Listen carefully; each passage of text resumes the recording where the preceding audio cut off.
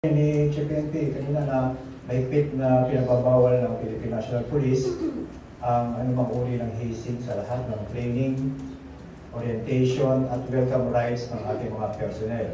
Dapat nakatulong lang daw po tayo sa professionalismo, disiplina at pag-aral sa dignidad ng bawat miyembro ng Philippine National Police.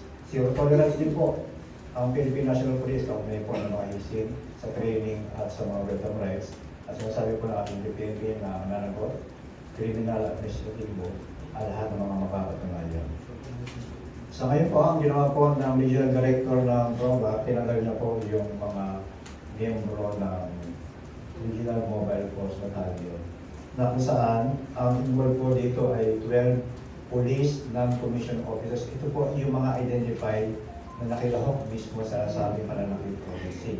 At inaalam pa po sa kasalukuyan kung may mga police commission officers naman po na involved.